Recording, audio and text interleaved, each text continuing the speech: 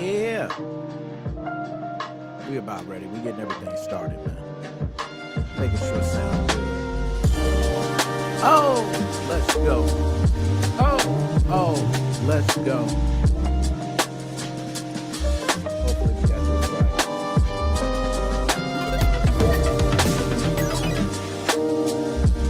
Oh, see, I got the green screen still going.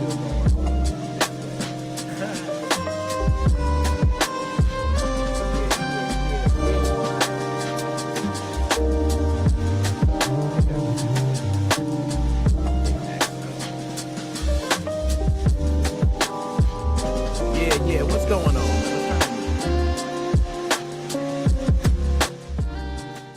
Yo, what is going on, everybody?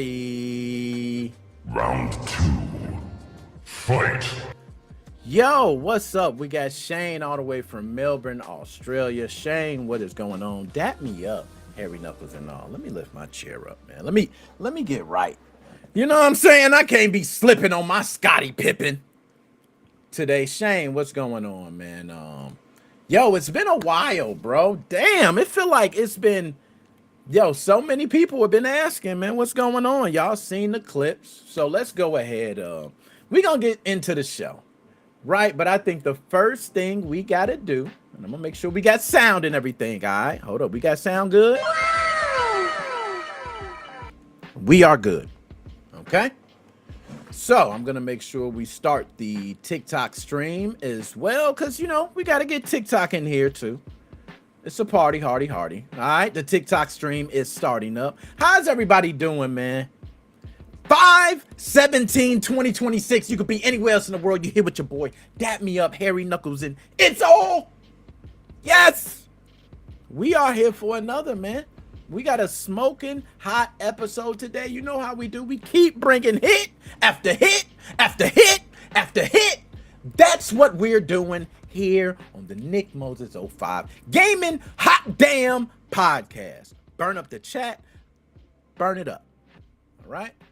Now, for the podcast listeners out there, for those who don't know, we gonna get to the top 100 first. Then we're gonna get to the top 10. Gaming and podcast. So if you are listening to the podcast, thank you. Go ahead and download the other previous episodes. Listen to everything. That's what we do. Where have I been? It's a lot of people saying, yo, we need 2 chairs for it. Yo, you ain't ready, Shane. You ain't ready, Shane. If you come, Shane, you ain't. Hey, we got to sit down. We're going to have a powwow. We're going to ask the tough questions. All right? Uh-oh, my dog is back. What's up, man? Where you been? Dap me up, hairy knuckles and all. Where you been? That's what I'm asking you. Where have you been, sir? Okay? I've been going. I ain't gonna lie. I was at Indie PopCon. A lot of people see the clips. If you're jumping into the live from one of the clips, we go live, man. We were live at Indie PopCon. We were tearing it up. We were all over doing interviews, asking questions. Had a 10-year-old daughter was there representing, bro. Let's be 100. 10-year-old daughter was there representing. She was asking random people questions. People couldn't even. She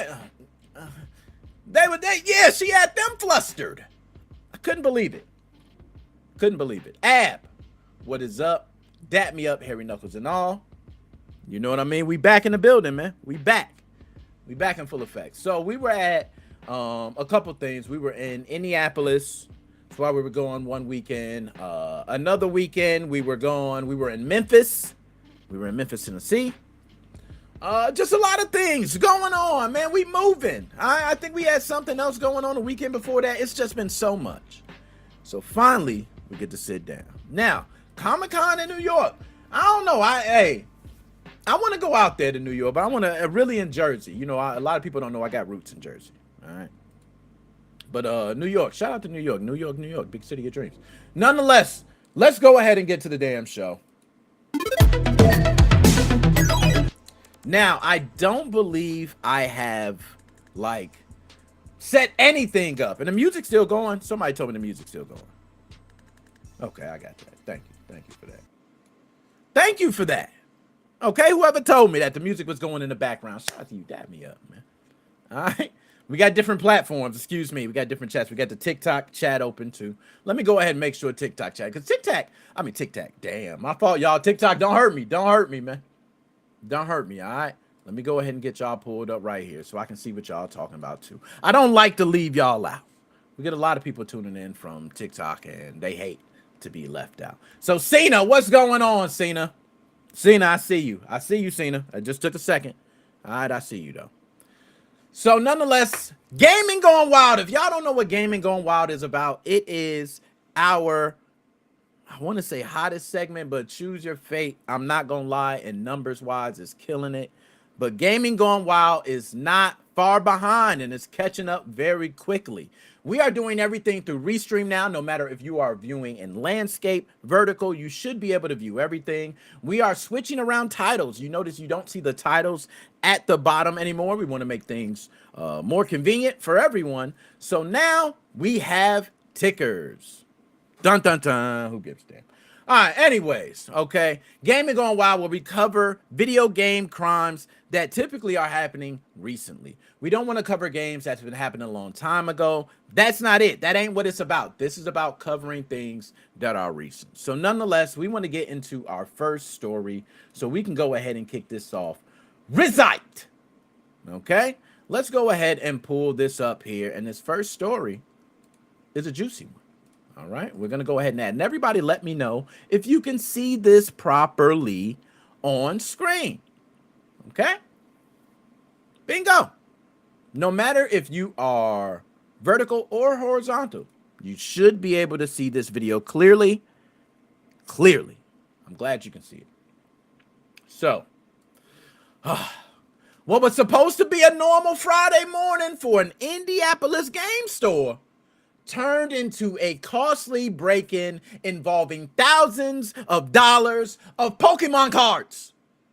According to IMPD, the burglary happened just before 6 a.m. on Friday, May 8th at Grandmaster Games, and this is in Southern Plaza Shopping Complex, all right? This is on the south side of Indianapolis, if you do not know. So, the store owner, Alex Bradshaw, yes, Alex, we're going to shout you out here, said he received an alert on his phone while the break-in was happening. Yes, so he got a notice immediately when the break-in was happening. When he checked the security camera, he saw someone moving through the store, and he did what anyone else would do. He got up and started heading to the store. Now, investigators say the suspect got away with roughly 30 to 40 graded Pokemon cards, also known as slabs. The total value of stolen cards is estimated to be between $10,000 and $15,000 damn dollars. Round 2. Fight. Now, one of the more interesting details, though, of this one is that the suspect reportedly did not take cash from the register at all. Nope, didn't even look at it. Didn't even take a second thought. According to the store, the person mostly targeted just the graded cards and some other cards from other display cases, but no cash from the register at all. Left it alone. Bradshaw said it appeared the suspect knew what they were looking for. Bradshaw felt like there was an inside job going on. The situation could have been even worse, all right? The owner said the suspect originally tried to access a display case containing cards worth up to $50,000, but unfortunately was not successful at all right? I guess this would be fortunately, all right, in this case. So he wasn't successful, okay? After the break-in, Grandmaster Games posted about the incident online. They calling it a symptom of a broken society and saying they hope the money would help the person. All right, they really did. They hope that it would help the person enough to keep them from doing something like this ever again. They don't want anyone else to have to go through something like this again. The store said it planned to stay open while cleaning up the damage, replacing the glass, asked customers to continue supporting the business through this disaster. So, Are you going to continue supporting the business? I think so. I think everybody's going to continue supporting.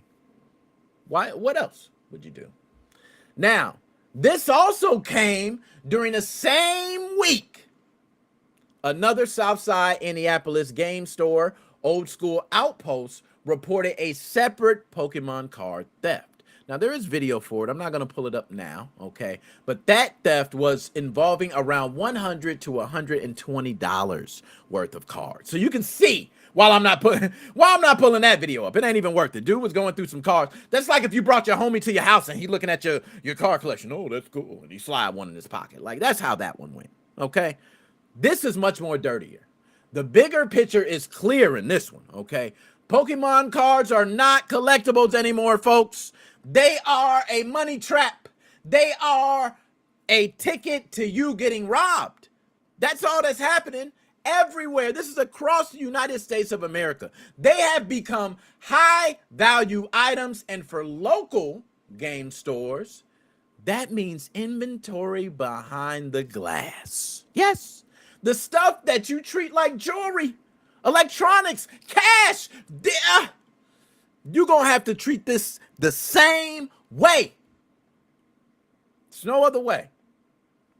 IMPD says Grandmaster Games keeps investigating along with police on this case, and they're looking to get to the bottom of it. What do you guys think?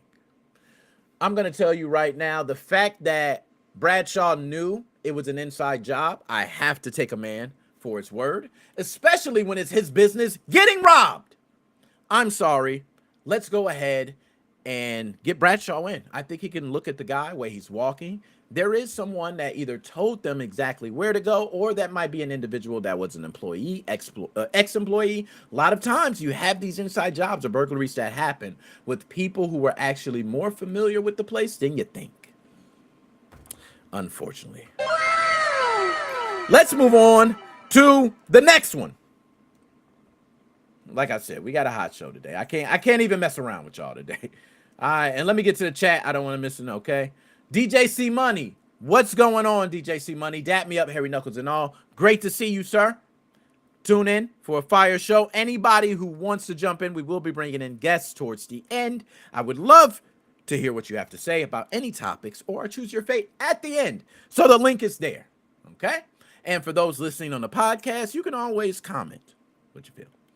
All right, let's go ahead and switch this out to the next one. Hopefully, everything looks great. I haven't heard anything about the look. No one's complained. Seems like the ticker is going across the bottom perfectly. All right.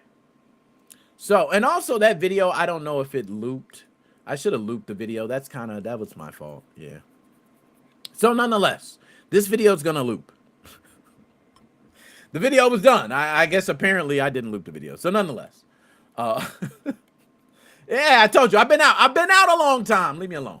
Okay. What was advertised as an arcade? Yes, as a nice, peaceful arcade. You could be a grown, 64-year-old couple and go here and play some nice video gaming. Yes, it was advertised as an arcade, but in East Charlotte, they are now being targeted as the center of an illegal gambling investigation. Charlotte Mecklenburg, and I hope I got that right. No. Let me pronounce that right. Charlotte Mecklenburg. See, I got you there, okay? Charlotte Mecklenburg police raided 999 Arcade on East Independence Boulevard on May 12th after a months-long undercover investigation.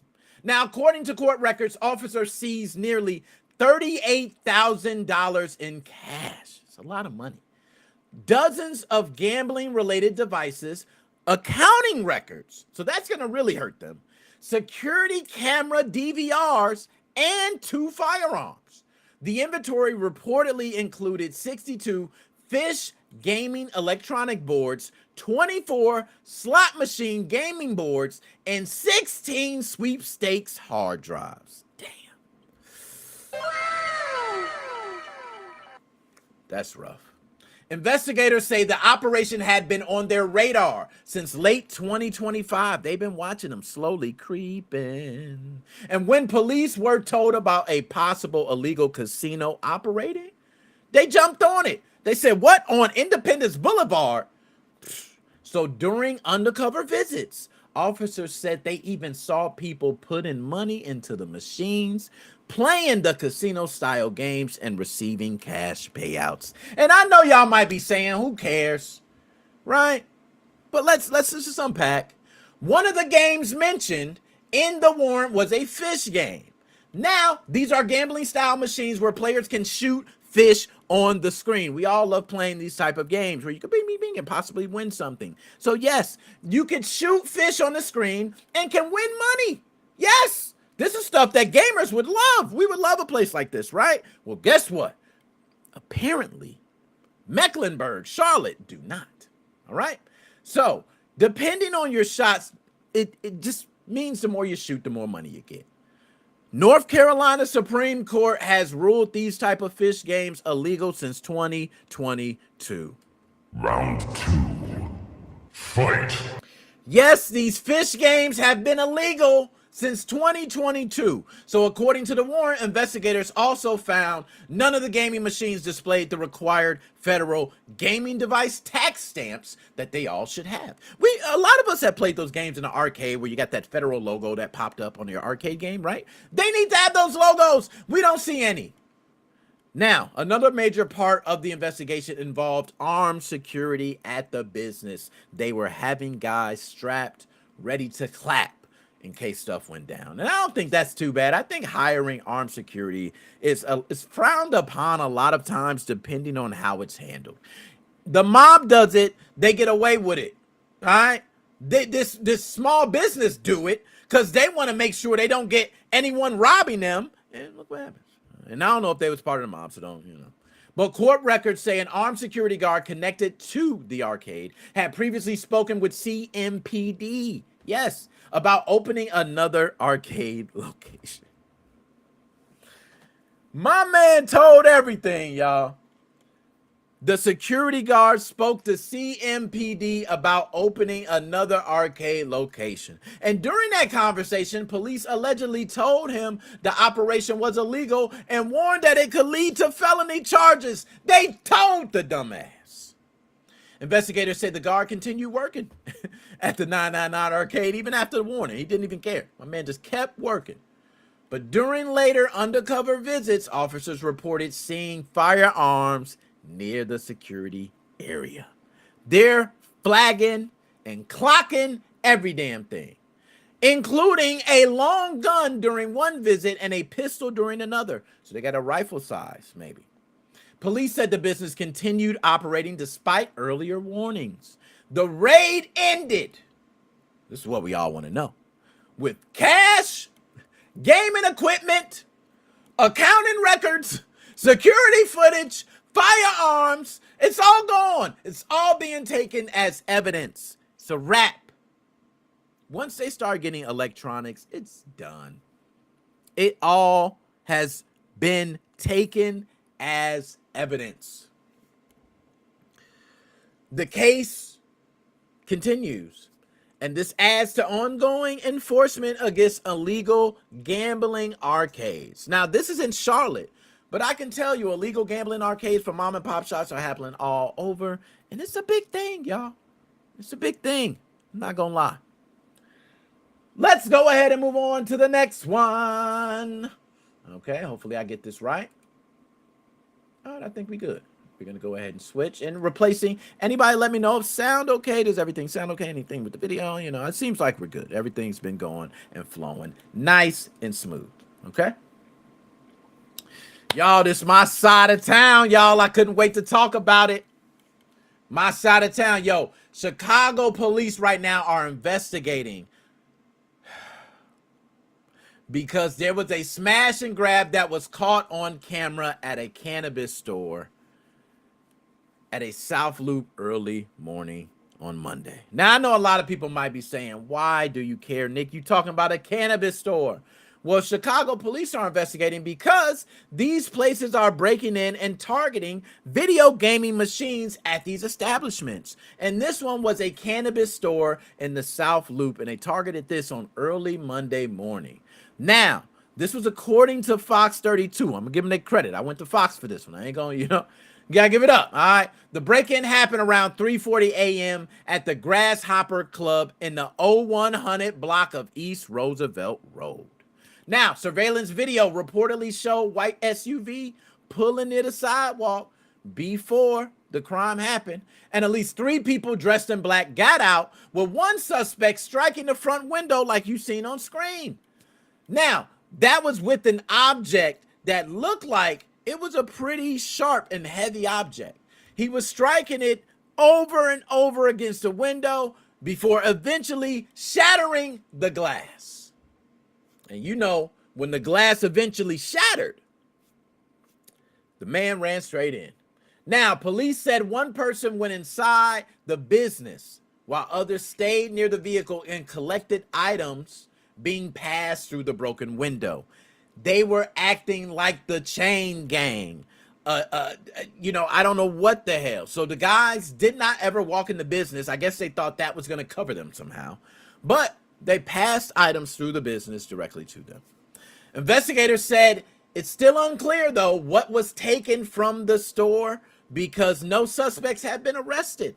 Police have not released detailed descriptions. It's almost like they're hiding something. The store's owner told Fox 32 the same group he believes is connected to another overnight break-in in South Loop as well. And this was in Pilsen. And also another in Bridgeport. My man is saying they're targeting areas all over. Now, police have not confirmed. Now, let me go ahead and loop the video. There we go. I had to loop the video for you guys. My fault. Forgot about looping the video. We got to keep the video looped. You know what I'm saying? So, police have not confirmed any connection with all the different businesses. So, they're not even going to put that connection together. So, I don't want people to think, oh my God, they targeted everyone. No. But the same report also highlighted the break-in in Blue Island. Burglars went inside of Janet's Gym Gaming Cafe. And this is in the historic Lyric Theater. I know a lot of people don't know about these areas, but these are a lot of historic locations.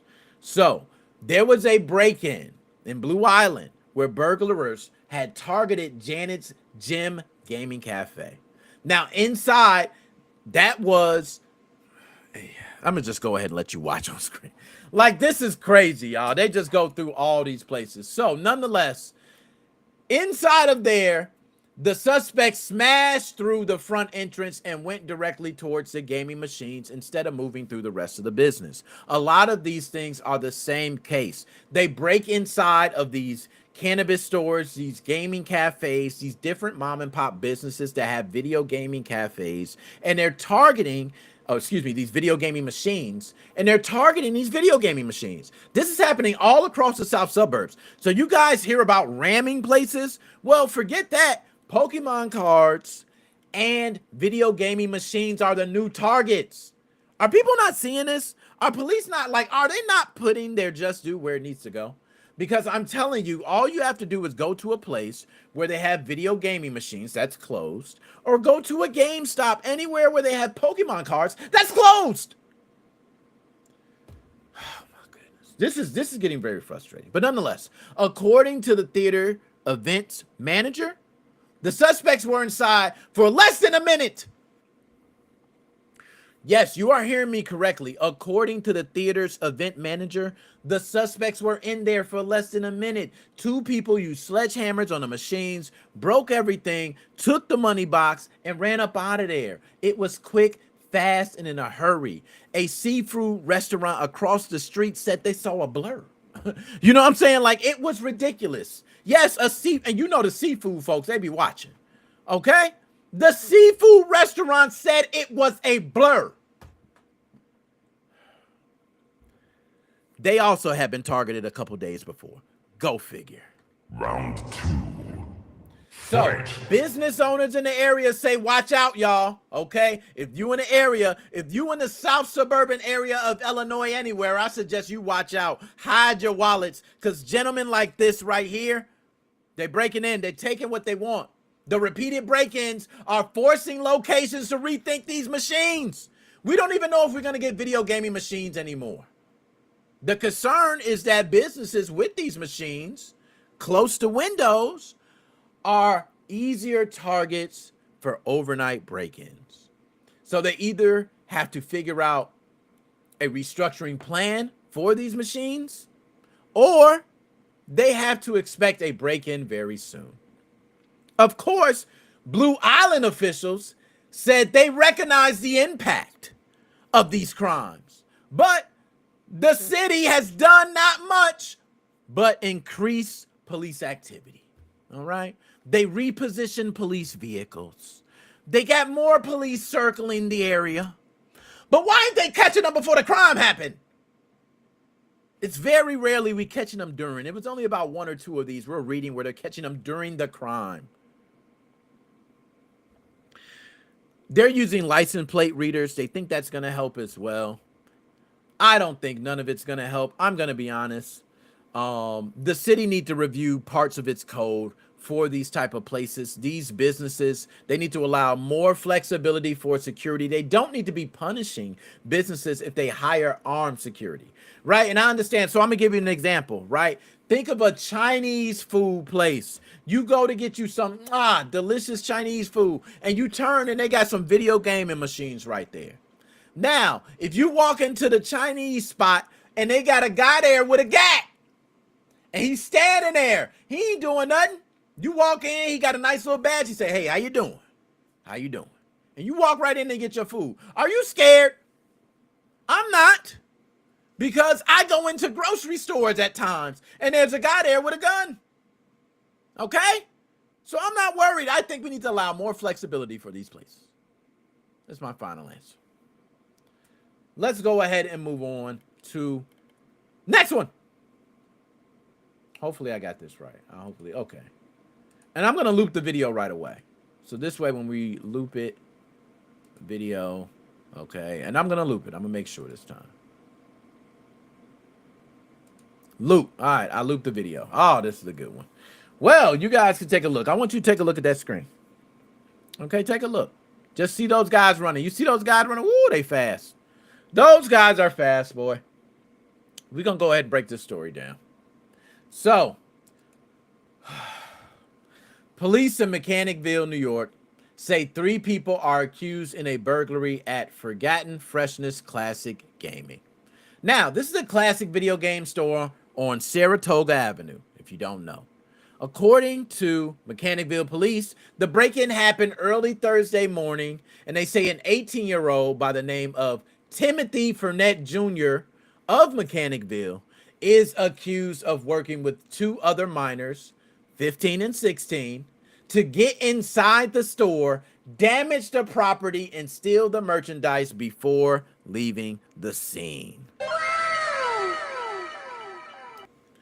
The owner, Frank, I ain't even gonna try to pronounce your last name, Frank, but Frank told local reporters motion sensors started going off inside the building. When he checked the cameras, he realized someone broken in. Okay, and a lot of these businesses are getting very smart on their security, and I want to say you guys are getting good. Motion sensors, different things to trigger off and alert your phone and let you know someone has broken in. These investments are paying off.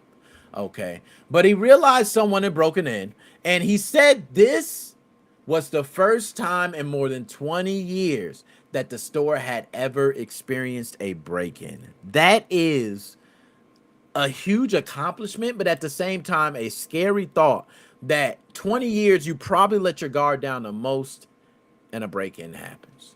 So surveillance video that you guys are seeing reportedly, okay, is showing, and I got to say reportedly because these guys still have the right to a fair trial.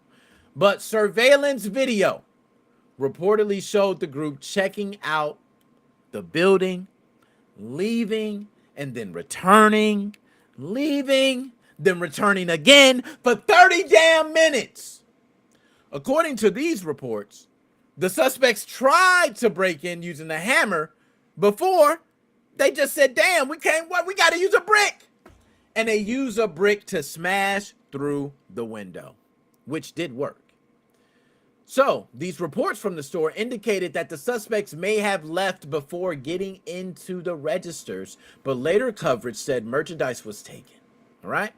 WRGB stated that the items involved were Pokemon trading cards that had been left on the counter overnight. Thank Lord. Wasn't a lot more.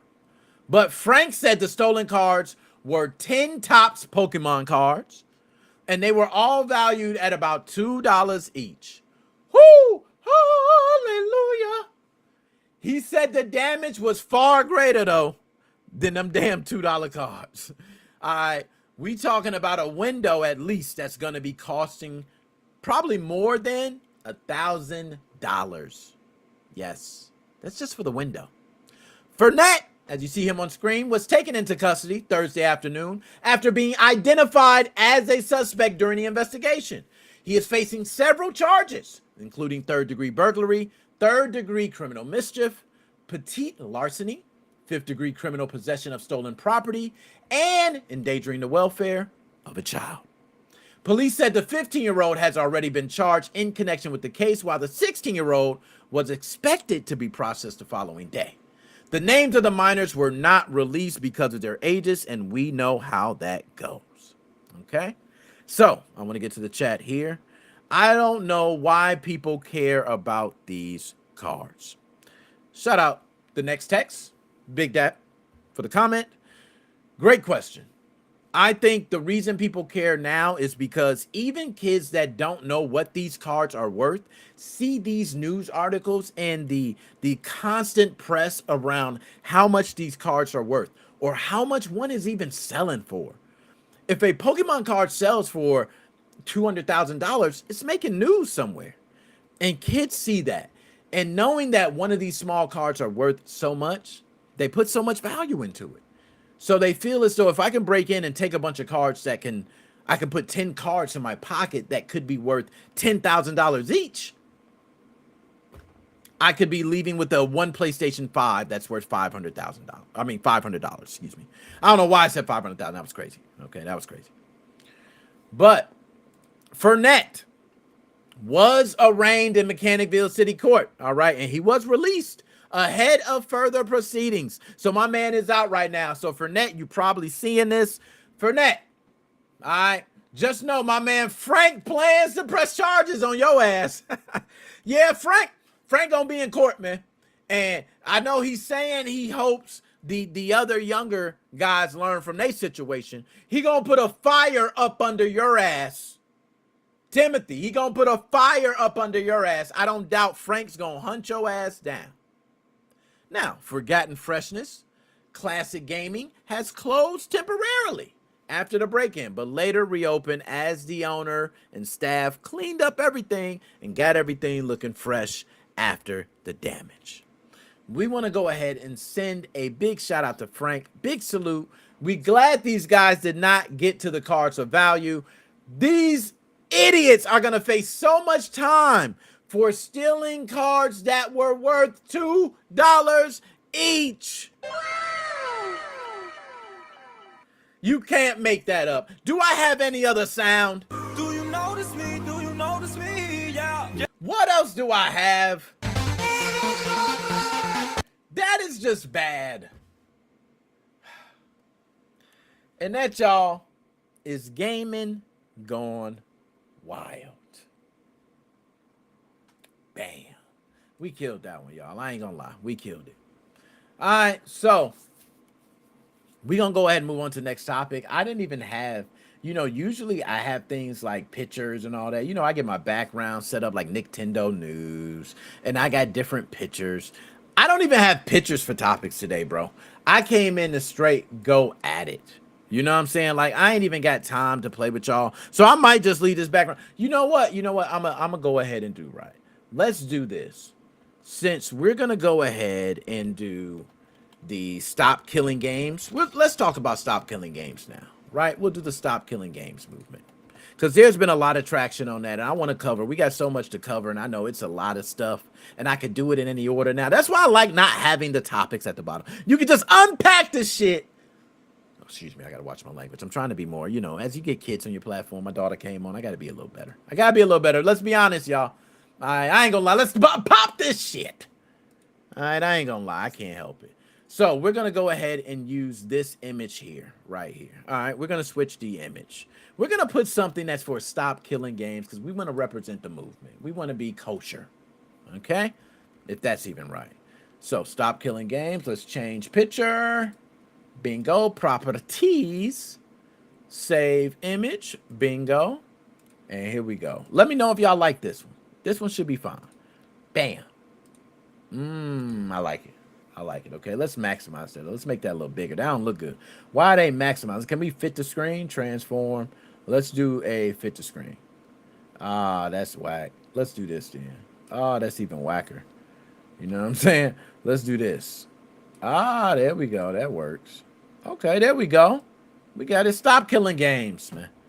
All right, stop killing games. Let's go ahead and unpack this, man. I'm not even gonna waste y'all time with it, man. It's a lot to unpack with stop killing games. A lot of people don't know about the movement. But just so you know, this movement was made for old assholes like me, mainly. I know we got a lot of other people who might be older in age, who might be real behind this movement. A lot of younger kids might not really understand it, might not care as much. But to me, this movement is very impactful. I think a lot of people need to be behind stop killing games, whether you're old or young, because this will affect you. We've seen and I'm going to go quick fast because I know I'm going to unpack a little stuff on that. But games like, and this is, you know what? Forget it. I'm going to just go ahead and go into it, yo. My man, yo, shout out Aaron. Ron, man. You know who you are, man. AP. Shout you out, man. I'll never forget, man, that day you bought Anthem. Yo, you ever had one of your friends come to you with a game they bought and they swear the game is all that and they tell you and they brag about the game like after the first day they play it, you see them the next day and they're bragging to you about how great it is. And oh my goodness, this was Aaron. He got Anthem. Release day. He talked about it, man. He said, man, Anthem, everybody's on it. It's packed. There's a lot of people on there, man. I'm telling you, this game's going to be the next big thing. Everybody's on it. Before you know it, you can't even play the damn game no more, Aaron. So tell me, was Anthem worth every dollar you spent? Which was, I believe, 60. Aaron, dab me up, because as much as Aaron, I could talk about him with that. I will say the one thing with Aaron is he is the best Halo teammate I've ever had in my life. I will say that. Like, we played Halo together. That guy was the best Halo teammate I've ever had in my life. Like, it was me, him, and another guy, and we all played, and we never lost. We were undefeated the entire night. Like, it was amazing. I just love to have teammates that automatically pick up with you. So as much as Aaron, as I'm talking about you with Anthem right now, I do have to give you props. You were the best Halo teammate I ever had. I ain't gonna say ever, okay? My man, can I get a shout out, man? Largeman, shout out to you, man, because I ain't even get into my spiel. You lucky I ain't get into it, so I'm going to give you a shout out. I don't typically, you know what? But you getting it today, man. I'm going to give you a sound. What I got for you? My bad. My bad. That's what I had for you. That's what I had for you, man. I ain't had nothing else. So, let's get right into it. California lawmakers are considering a bill that could change what happens when publishers shut down online dependent games that people have already paid for. Okay? So, a lot of people might talk crap about California laws and, oh my goodness, they get sold this way and all that. This law might be one to actually save your ass. For all you gamers out there, you need to care about this. They're considering a bill. This is important. Okay, very important. The bill is California Assembly Bill 1921. I want to go ahead and repeat. The bill is California Assembly Bill 1921. We all got to remember that because it's a very important bill for all gamers. Okay, my bad for the faucet. But California Assembly Bill 1921, a very important bill for all gamers. Now, just so you know the name, it's called the Protect Our Games Act by supporters. Protect Our Games Act by supporters. It was introduced by Assembly member Chris Ward and recently cleared a key Assembly appropriation. Oh, excuse me. God damn. Dude, that was a tongue twister. Holy hell. Okay, but let's rewind that.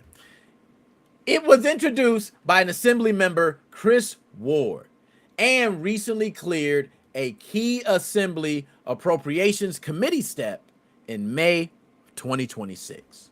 The bill focuses on paid digital games that require publisher-operated online services for normal use. Under the proposal, companies would have to notify players at least 60 days before shutting down the services needed for the game to work. I repeat, under the proposal, companies would have to notify players at least 60 days before shutting down the services needed for the game to work. After that, publishers would have to provide some kind of path forward. That could mean an alternate version of the game, a patch, or an update that keeps the game playable, or another method that allows the game to keep functioning without the original live service that you put in place. If that does not happen, the bill would require a refund option tied to the original purchase. And I repeat, if that does not happen, the bill would require a refund option tied to the original purchase price. Do y'all hear that? That is beautiful. Now, the bill would apply to digital games made available for purchase in California on or after January 1st, 2027, with the exceptions included in the legislation. Okay? With the exceptions included in the legislation. Check out the exceptions, okay? But in California, and has to be on or after January 1st, 2027. All right? The wider issue here, though, is the Stop Killing Games movement. We got to clap it up, y'all. Everybody rap. What I got for you, man? Can you dig it, sucker? I can dig it, man. I can dig it. All right. Now, this whole movement grew after high-profile shutdowns of games like Ubisoft's The Crew, which shut down in 2024, left people high and dry. Okay. And it became unplayable even for the players who have purchased it.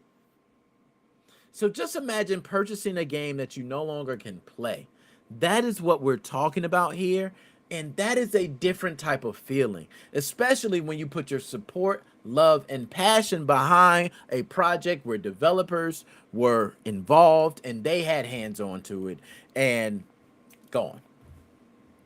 Supporters argue that when someone pays for a game, the product should not be permanently removed from use just because the publisher ends the server support. I agree. They say companies should plan for an end-of-life version, whether that means offline access, private server support, or another preservation option. But nonetheless, there should be something in place. I agree. And the game industry is pushing back. So I just want y'all to know. The ESA, oh my goodness, I can't stand the damn ESA. Until y'all pay me. If y'all pay me for some, I change up. I ain't gonna lie on y'all. I tell hey, y'all know me. Y'all know me. I keep it real. Yeah, they pay me some marketing dollars. I come on here. The Entertainment Software Association is a great corporation. And I'm telling you, and I'm gonna tell y'all on my next stream when I'm not getting paid what it is. I got paid. Like that's what I'm gonna do. But other than that, I'm gonna keep it real, real, real. Let me go ahead and take this off. My bad. I didn't mean to hold it down. But I'm gonna keep it real, y'all. The Entertainment Software Association, which represents major publishers, for those who do not know, has opposed the California bill by a long shot. Industry arguments include the cost of long-term infrastructure, technical challenges with live service games, concerns that requirements could pull resources away from new development, which, I'm going to be honest, they actually have arguments on all of these. The new development, you're not going to slide on the new development.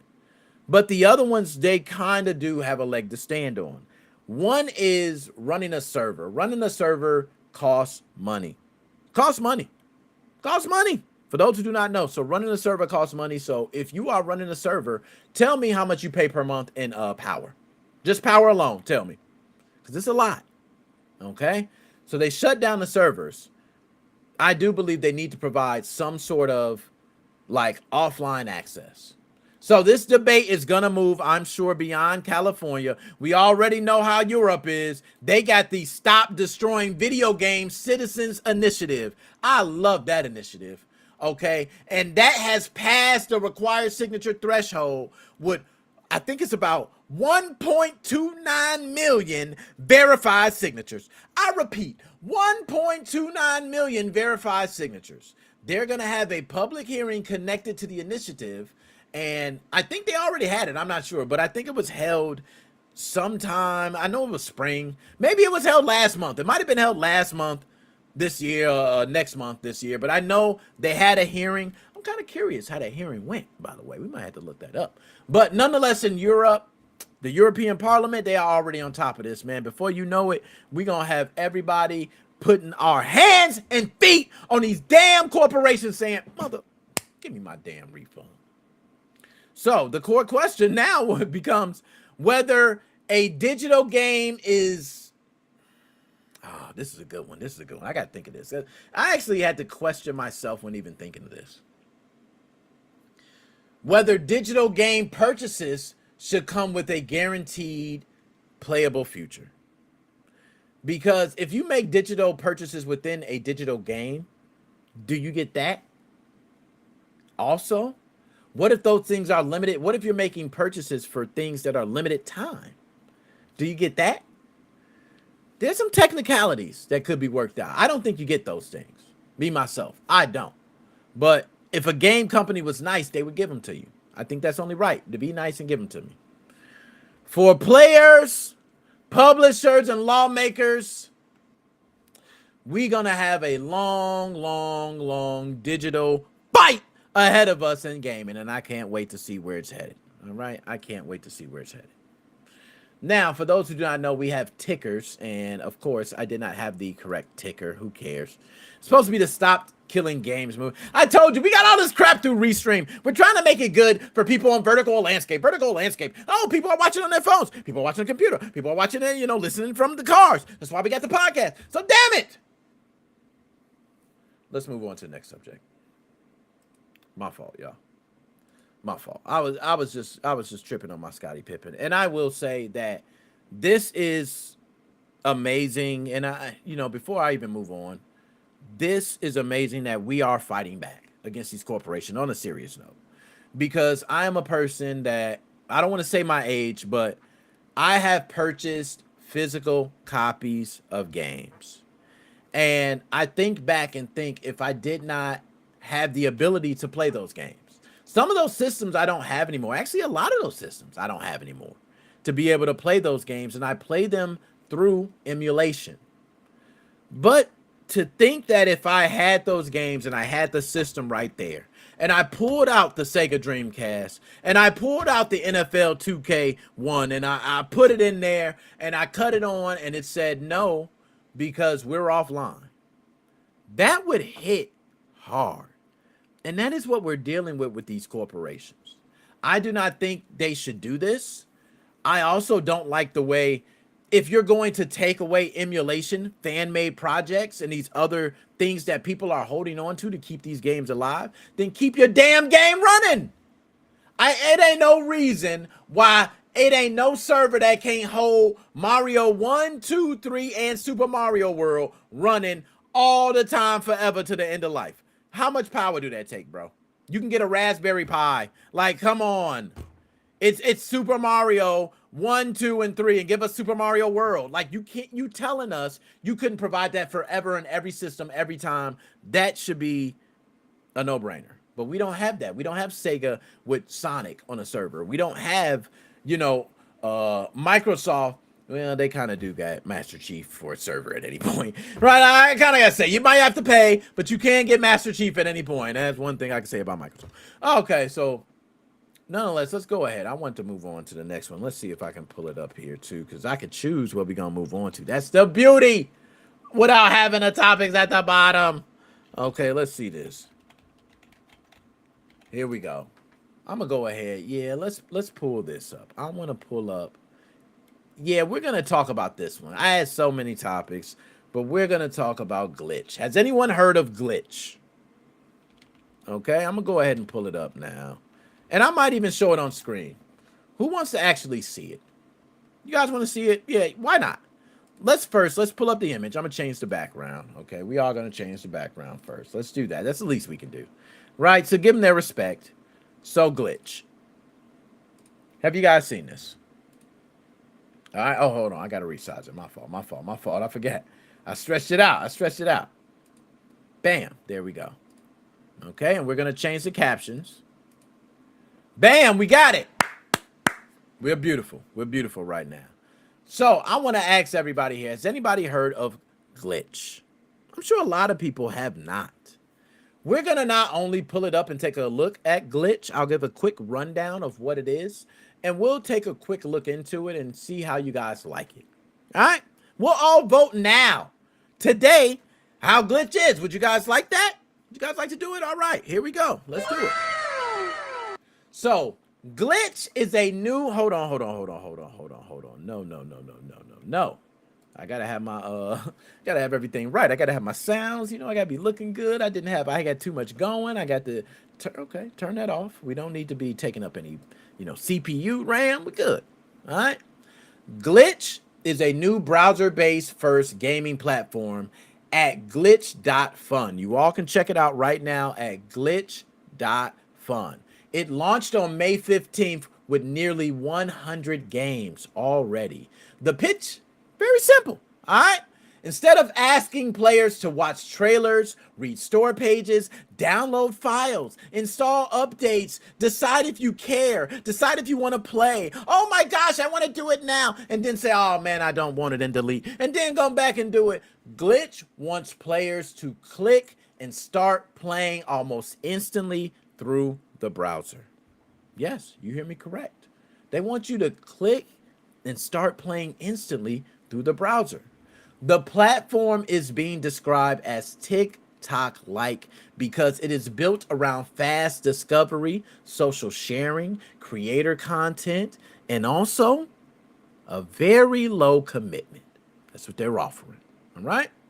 The company says players will be able to try games without big downloads, share clips and screenshots, and choose between options like trying, renting, buying, subscribing. You get it all right there. Is it too good to be true? I'm asking y'all, is this too good to be true? I might need to go to the chat on this one. Because this is kind of, I don't know about this one. All right, I don't know. What's going on, my dog? Dab me up. What do you think? So here is the part that makes it very interesting. Glitch is not just trying to be like a storefront. It ain't trying to be like an epic storefront, right? It's trying to solve the attention problem. We all know the attention problem. It's the reason why advertisers are now throwing their dollars at people like me, right? And I get to play games and advertise and get paid for sponsorships. It's because really the attention spans are a lot shorter and people want to be able to cover and jump in and out of what they want to. That's why when folks come in, I say jump in, they jump in at the right time. Let's get to it. That's how we do it, right? They're competing with TikTok, YouTube Shorts, Discord, other streaming platforms. There's plenty of fast hit entertainment feeds that people open up when they bored. They got to compete against that. So for developers, Glitch is pitching itself as another path to visibility for developers. Like, hey, get your game in front of everybody, quick, fast, in a hurry. They'll like it, they can play it, and now you can talk about it on more platforms. And I'm very curious how this is going to go. So instead of depending on like a Steam wish list, paid ads and stuff, you know, I don't know how this might go. But instead of like wish list, paid ads, launch windows, all that crap, community momentum, right? This platform says it is building attribution tools so developers can see how creator content drives installs, playtime, engagement, and purchases. And I want to tell you why that's pretty important.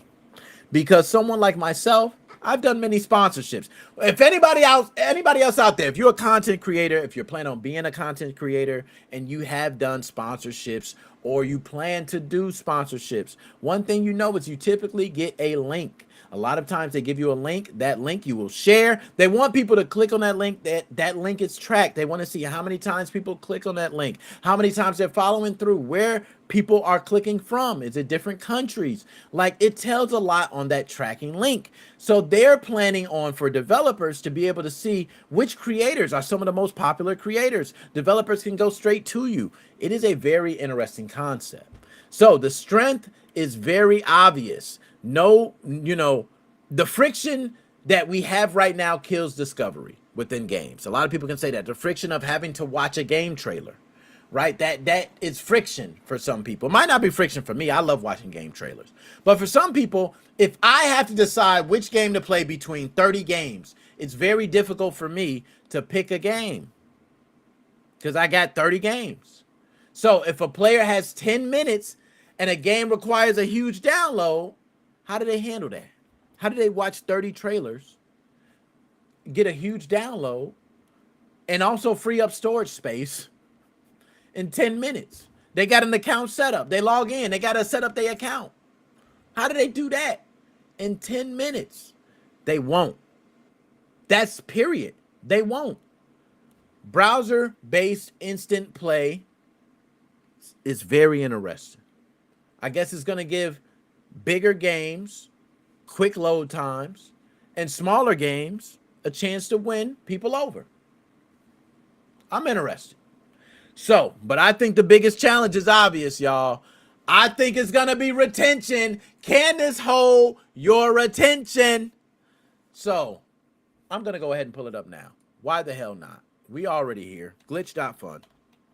Now, I don't know how much power I'm taking up right now on my PC because I got a lot of stuff running. A lot of people don't know it takes a lot to run a podcast like this. For those who don't know, our clips are doing crazy numbers. I want to say a big shout out to all of you for that, man. Like, we put up clips yesterday, within hours it was already at like 2,000 views, right, on certain platforms. So I love that. Love to see it. Every platform's doing numbers with the clips, so I want to shout out to you guys. But let's see this. I'm gonna go ahead and pull it up on screen now. Let's take a look. Share screen. Hold on, add. There we go. Share screen. And we're going to pick it right here. Booyah. I want to bring it over to this screen because I want to be able to see you guys too and see what you guys are seeing. So right now on the share screen, if you're looking on the vertical, you might not see the whole entire thing, but you got enough. We're just pretty much looking at a picture. It says free. Valorant. So there's a lot of games right here, right? And it shows games where you can just pick. It says skip. Like, you can just pick a game. So I want chat. I want y'all right now. Valorant. Do I play Valorant? Okay. Do I hit a like to it? It says instant play by independent creator. I could actually click through and look at pictures. I would like to ask you guys, Valorant, do we give it a hell yeah or a hell no, chat? Going once, going twice. I feel I got a hell no. So we're going to go ahead and skip. Bam. Cribbage. I'm going to tell y'all, I don't even like playing cribbage or whatever that game is. They call it this cribbage. I think the real game is cribbage, right? I thought it was. We're not playing that. Skip. A game about day trading. Wow. Okay. Very interesting. Okay. Very interesting. A game about day trading. Okay. Skip. Castaway Station. Okay. All right. Interesting. Skip. I'm not feeling it yet. I need something that's going to bring me to a quest board. Nope. Skip. I need something that's going to... Okay. All right. Here we go. Everything all in one. So it's got all the games all in one. No, I don't like that. Skip. Skip. Okay. Hold up. Beowulf? Is this the actual Beowulf? Okay, let's give it a shot. Let's hit play. Right now, loading. Let's see. We're going to go ahead and get this in game. I'm going to see if it has the sound too, because the sound should be here. So I'm going to pull up this over here. Okay, there we go. And I'm going to turn off. I don't know why I still have the music going. Even though the volume's down on it, it was still going. So I want to be able to hear everything. Do I have the Chrome sounds under browser? Okay, I do. So it's loading Beowulf. All right, let's see.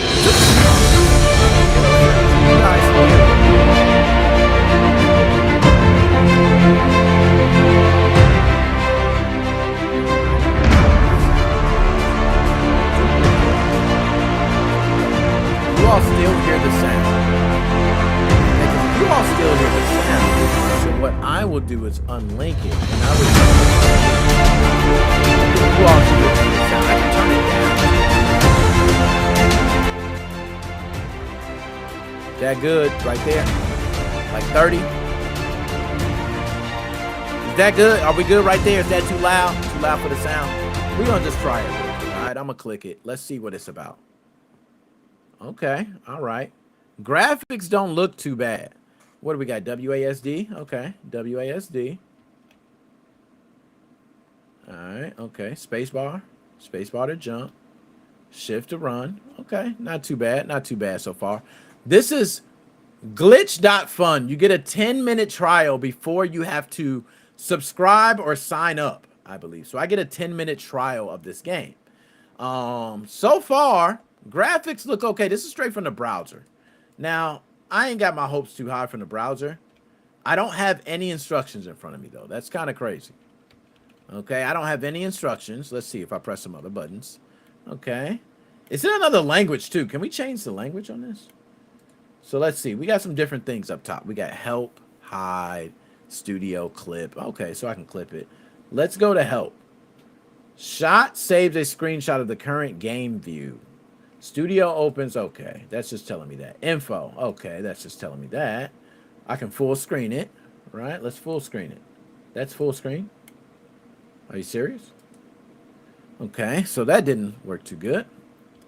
All right, it's just starting. All right, we're going to give him time. So this is, let's try some other buttons. What's this? Okay. All right, guys. So let's swim. Let's go swim. All right, we're going to go swim. Okay.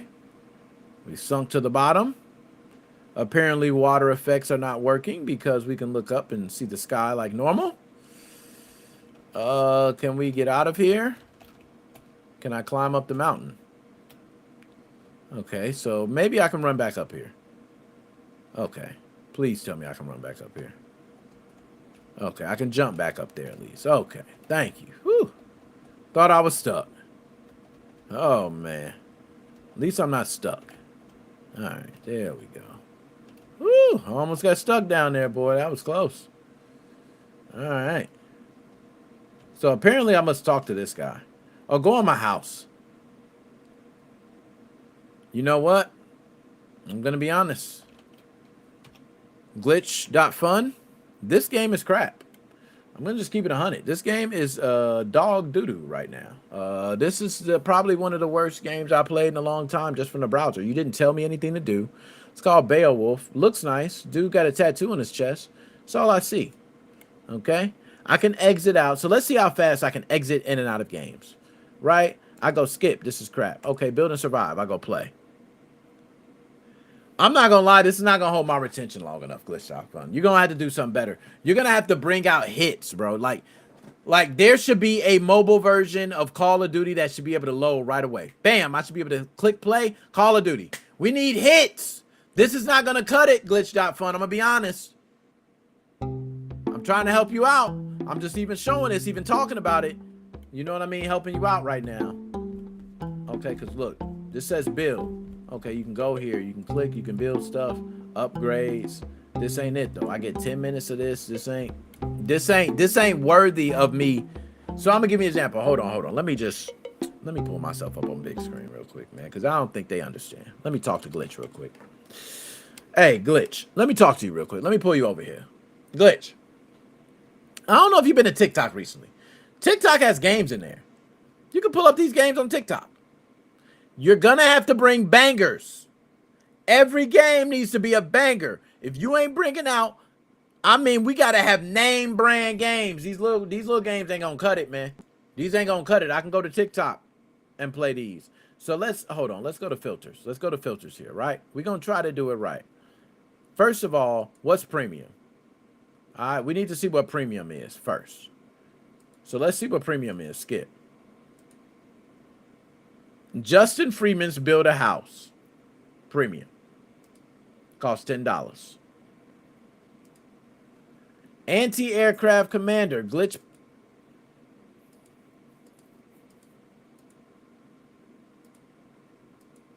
Yo, y'all let me know. Hold on, man. My fault. Let me know when y'all see something that's interesting.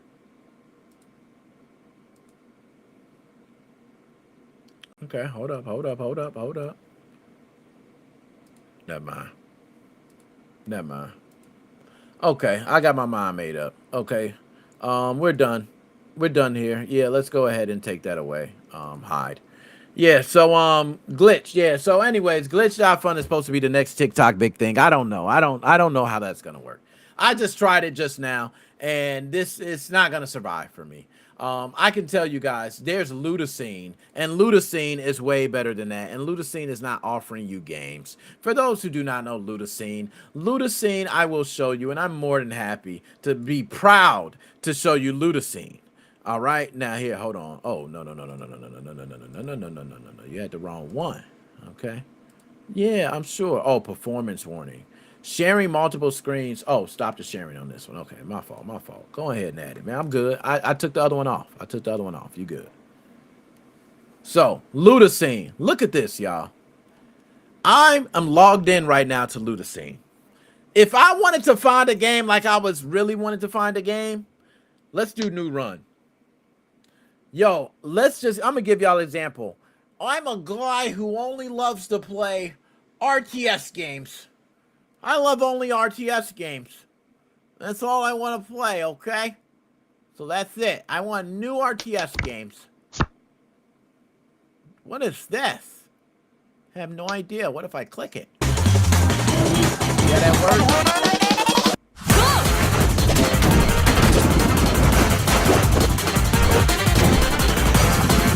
Hopefully it ain't too loud. See how that works. Very simple. Show you a trailer. I'm done. Look, games, expert specials. Love, recommended. I don't like it. I can go up to dislike. Loved, pinned. You see how simple that is? I don't like it. Dislike. Lego Batman. Don't like. Dislike. I want an RTS game. So, no. And then look, enter the chronosphere. We're starting to get that. It's a little better. So I go, okay. I can put, instead of I ain't like it or love it. Oh, no, let's put loved. Let's go down to loved. How you do love? Love right here. So love that one. Heck deck. I don't know what heck deck is, but let's just say I don't like heck deck. Dice Gambit. Notice how they're getting certain games. So let's say I love Dice Gambit. Notice how the games go. They still throw other things at me, but they're starting to get similar. All right. See how the games are getting a little similar. Subnautica 2 got to go on recommended, bro. Like, Subnautica 2? Matter of fact, no, we're just going to stop right now. Y'all see how Ludocene is. So I was sending a big shout out to Ludocene because I know Ludocene works. That, honestly, if you're looking for a game and you're trying to find a game that you like, I think Ludocene is the best thing to do. Because then you can get games that you actually like. Like, if you like, what is it? It Takes Two, right? You like games like that. You can play games like It Takes Two, put it in there and say, hey, I want games like this. And it will give you games similar to that game, no matter the platform. Beautiful. Big shout out to Ludocene. I shouted you out on that. Hey, I ain't gonna lie. Y'all got a little pub. Let's go ahead and move on to the next one, man. Y'all know what time it is. It's time for the best one, man. This is the one. I'm sorry for even wasting y'all time. You know what I mean? This is the one, the only. Let's take out these. Dude, I got the munchies. And we're going to go through these quickly because I think I've been live way too long. Okay, I went over already. All right, I'm over already, y'all. It's past. I'm sorry. I went over. But y'all like it. I'm going to keep going. So, Dude, I Got the Munchies. This is the one you need to be here for. This is the one everybody should care about. For those who do not know, Dude, I Got the Munchies is literally blowing up. I want to say Gaming Going Wild, Dude, I Got the Munchies, and Choose Your Fate are about equivalent. And I want to say Choose Your Fate is about to be taken over. Both of Gaming Going Wild and Dude, I Got the Munchies is taking it. It's taking it. Dude, I Got the Munchies is going to be number one. By the way, it's catching up by far. Dude, I Got the Munchies is a topic where we talk about the latest and greatest cravings that we all have out there in the food world, baby. Okay? Don't matter if it's fast food, if it's in the grocery store, if it's just out there, if it's just wild. We talk about it. You get your left-hand cigarette, you just got your fat boy snack pack, as my daughter would say. Or if you just got a pot belly and you love to eat. You came to the right segment. So without further ado, this is Dude, I got the uckin' munchies. And let's get to our first one. And our first one's going to be, I'm already tasting my fingertips. I'm sorry, y'all. I get a little hungry at times. That's me. That's me. I ain't going to lie. That's me. Let's go to this first one. I'm going to pull it up. And I want to make sure I got it. Okay, there we go. Share, add. I told you, we're doing this all good so everybody can see. And now it looks good for everybody that comes in. So, let's screen share. Oh, we'll pick image, okay? We'll pick image. We'll do it the right way. Okay, so let's do this one first. Y'all, let's get to the real ish, y'all. Costco, where my guys at? Costco, I'ma ride back. Costco. Y'all already know what time it is, man. Costco is testing a new food court item that is already causing the debate across the United States of America. I know for sure, baby. Yes, a 5-piece chicken tender meal for $6.99. Now, the tenders have been spotted in select Chicagoland locations, including Schaumburg, and may be replacing the calzone at some stores. The calzone ain't really hitting it for me, so I hope it do replace the calzone, okay? But the big talking point is the calorie count, with the calorie count reportedly listed at 1,640 calories. Yes, a review from the takeout says the tenders are baked, not fried, come with a large smoky sweet dipping sauce, and offer a huge portion for the price. But the main complaint is that they may be too salty in their current form. I'm going to say, and I'm going to be honest, genius idea, brilliant marketing. I think that not only you should be bringing chicken tenders, I think you should be including more food court items. I'm going to say this first. I'm going to be the first person to say it. Everybody else quote me on this. Costco could actually compete with fast food places if they were to turn their food court into its own food business. Because you can serve your tenders, pizza, hot dogs. I mean, you already have desserts. You can serve this. It's fast, it's quick. A lot of people are looking for inexpensive meals. $6.99. I know a lot of people are talking about the price. A lot of people are talking about the calorie count and the amount of food. I think for $6.99, that is 2 people. 2 people can split that. Man, that is a beautiful meal. Get 2 people to split that for $6.99. You both can sit down, split some chicken tenders and some fries, and buy an extra 2 drinks, right? Drinks are not expensive. Costco, I got to give it up for you, man. You got to give it up. Let's go ahead, man. We got to switch this out. We got to do it for the next one. So let's go ahead and get to the next one. Just the one? Yeah, that's it. That's it, man. You know, I ain't gonna lie. Taco Bell's been on a roll. Taco Bell's been on a roll. So Taco Bell is giving the Mexican pizza a twist. Now, you know they tripping when I don't play with my Mexican pizza. All right, Taco Bell Mexican pizza is one of the top 5 selections at Taco Bell, period. But they are giving the Mexican pizza a new twist with the Cantina chicken Mexican pizza. Now, this is going to be launching nationwide for a limited time on May 21st. The new version includes Cantina chicken, black beans, green, how do you pronounce that? Is it chili sauce? Chili sauce? How do you pronounce that? I don't even know. I don't use it. The green sauce, okay? It's got a bunch of damn stuff on it, okay? It's also going to have cheese, purple cabbage, pico de gallo, classic tortilla shells, all that. How the hell do I know to say pico de gallo, but I can't say chile sauce or whatever? I don't know how to. I stop. Okay, but nonetheless, this new version of the Mexican pizza, Cantina chicken style, is going to include black beans, green sauce, cheese, purple cabbage, and pico de gallo. between two classic tortilla shells.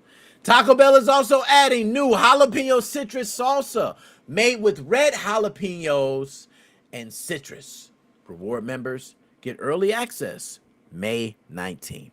So I might just get in my app and get a little early access because I do want to taste it first. I want to be a reward member to taste it first. How do I feel about the chicken? I think it's a beautiful idea. A lot of people don't know.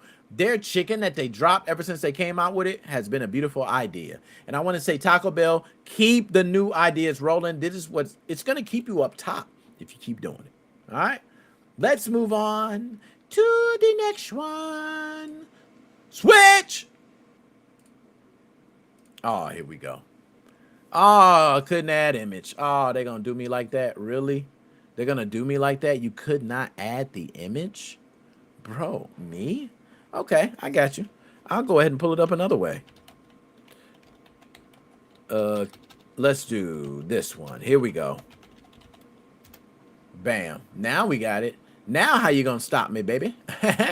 I got the image pulled up right here, and I'll pull it up and share it on screen for you.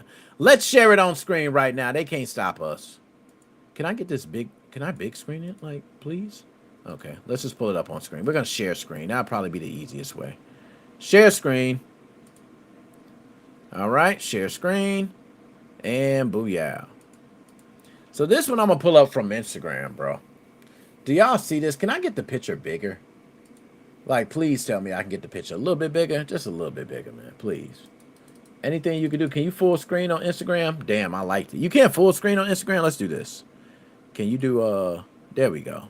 Ah, there we go, y'all. That's better. Okay. I want everybody to be able to see it. So, Fire King, I have an update on the story you covered about me. Yo, Fire King, that ain't you, man. That ain't you, man. That ain't you, Fire King. You got to prove that, man. You got to prove. If that's you, prove me with some real updates, man. DM me. Hit me with some real stuff, man. It ain't you. It ain't you. It ain't you, man. You ain't going to convince me it's you because I cover the real stuff, man. If it was you, I would have got, you would have hit me up. You know what I'm saying? No, it ain't you, Fire King. But we got to talk about Keebler, y'all. The Keebler man been at it. Keebler has a new limited edition version of its fudge stripe cookies showing up at Walmart, all right? This new marshmallow fudge stripes are shortbread cookies coated in blue marshmallow flavored fudge, and they are part of Walmart's World Cup promotion and will only be available for a limited time this summer, so you better go ahead and hurry up and grab it. This is basically Keebler took the classic cookie and gave it a marshmallow twist to it, and I'm not going to lie, I want to try these. I love the original Keebler fudge cookie. First of all, who else is a sucker for the Keebler cookie?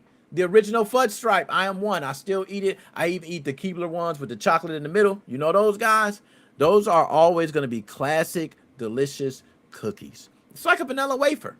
You know what I mean? It's almost certain things that you cannot stop and you can't get away from. It's just delicious. All right? So, are you guys going to try it? That's what I want to know. Are you actually going to try this?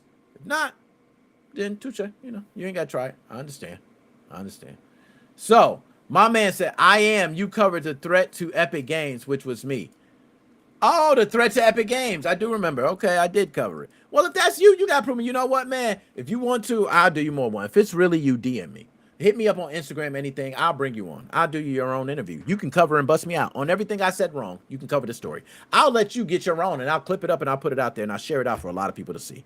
Okay? I'll give you your own narrative. How about that? All right? I can do that. And it's going to be your narrative because you'll be able to tell your story. All right? If it's really you, DM me. You can hit me up on Facebook, Instagram. You see my Instagram right here, right? I'm on Instagram. I got messages right now. All right? Hit me up. That's all you got to do. Okay?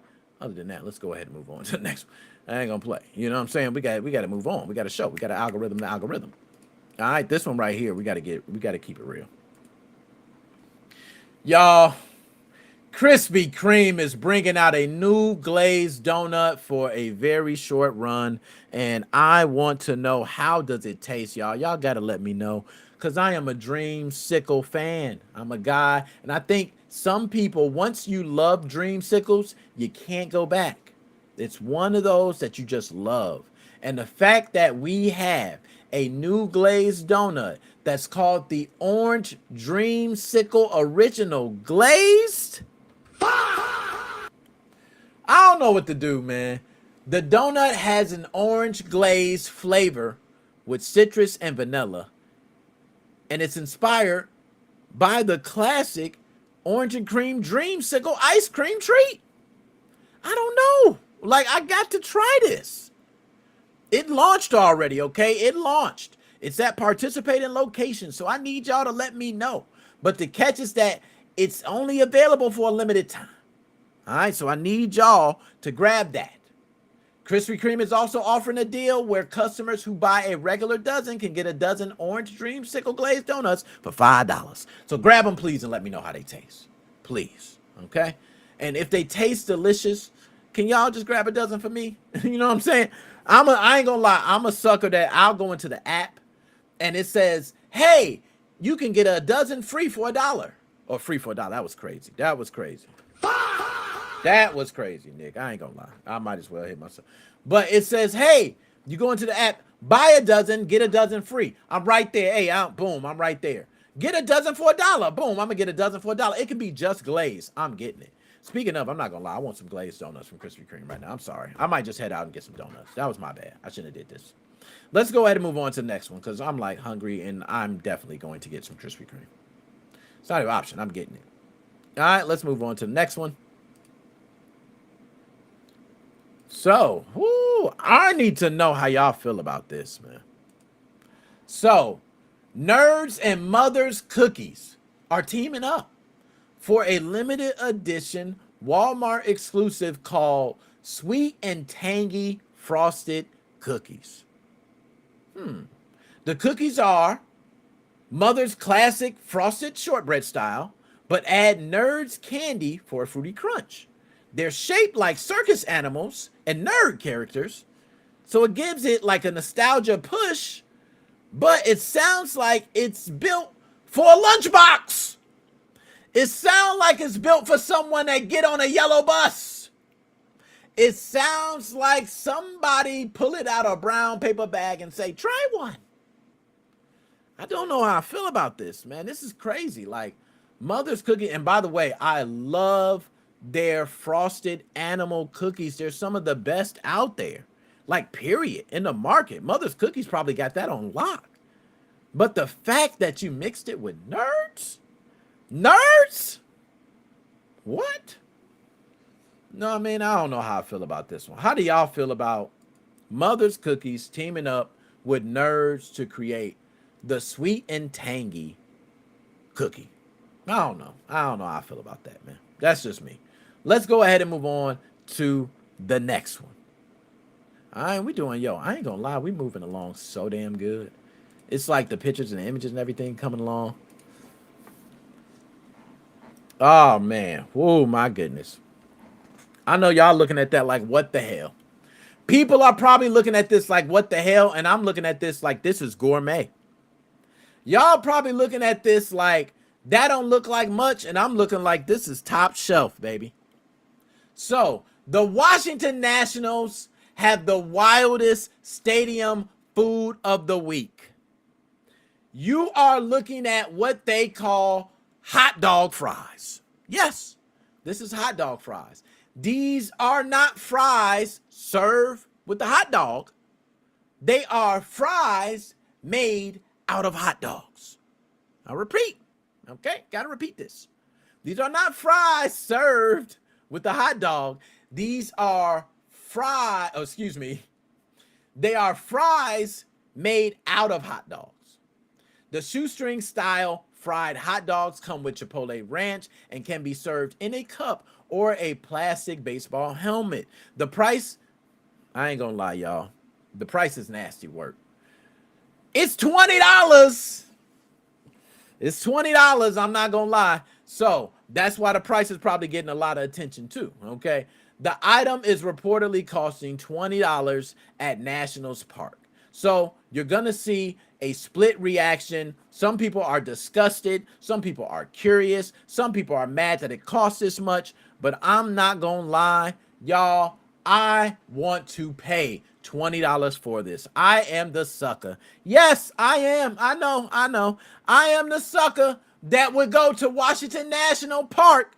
Okay. And I will buy this. Washington Nationals. Can you do me a favor? Can you invite me, please? Just give me some free tickets, Washington Nationals. Matter of fact, you ain't even got to invite me. Just send me some of these, and I will promote them. Do you know how much I love hot dogs? Oh, my goodness, to be able to have fried hot dogs in a shoestring shape that I could dip and eat, this is all I need for dinner. Like, this and fries together is the yo. Y'all can't tell me this and fries together is not a gourmet meal. I'm sorry. You put this and RB curly fries together, you got a max session. I'm done. I'm not even talking no more, man. That's it, man. That's dude, I got the munchies, man. This is just ridiculous, bro. That's too good. That's too good. That's way too good. We're not even gonna talk about that no more. It's too good. Let's go ahead and move on to the next one, man. We gotta move on. All right. Y'all know what we do. We do product of the week, game of the week. This one's game of the week. I don't know why I have product of the week up. Who cares? All right, it's game of the week. That's all we're here to talk about. So, game of the week is actually 2 games this week. And I'm going to pull the captions up. Games of the week is Forza 6 and Subnautica 2, y'all. I'm going to quickly say this, and I want to move on because we got to hurry up. The algorithm's almost done here. But these are 2 titles that are completely dominating the internet right now. And if you don't know about Forza Horizon 6 and Subnautica 2, you need to crawl from under the rock and go look at them, okay? Forza Horizon 6 is one of Xbox's biggest releases of this year, period. That's it. The game is set in Japan, and it launched globally, okay? Or excuse me, it launches globally on May 19th. Premium edition players got early access starting May 15th. I should say that. All right. So you're going to have a lot of people playing it, but that's because you got a lot of premium editions. Now, these premium editions cost a pretty penny for those who do not know. Okay. That already had a lot of people talking because paying extra to play a few days early is nasty work. It's becoming one of the biggest debates in gaming today. As a matter of fact, I might do a whole segment on that alone. But the biggest story came before the launch when reports said a full unencrypted PC build of the game was accidentally uploaded through Steam. That meant people were able to access the game early and footage from the New Japan map, and it spread it online way before the official release. Okay?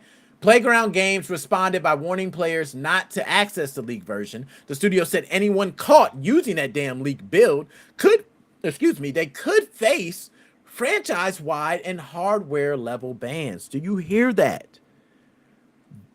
I never heard that before. I heard a lot. Playground Games threatened that if you access that leaked version, you could face franchise-wide and hardware-level bans. Some reports showed ban screens lasting until December 31st, 99999, which is basically 8,000 year ban. Okay, it's an 8,000 year ban. I'm just gonna say that. The wild part, Forza Horizon 6 is already a massive release. Estimates floating around, early access sales, yada yada yada. It's a lot going on, but Microsoft is right now raking in a lot of dough. Shout out to Microsoft.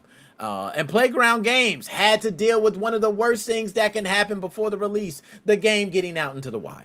So that all happened, but let's go ahead and move on. Then there is Subnautica 2, which is having a completely different type of moment, right? Subnautica 2 is having such a completely different type of moment that it don't even know what the hell's going on the other side for Forza Horizon 6.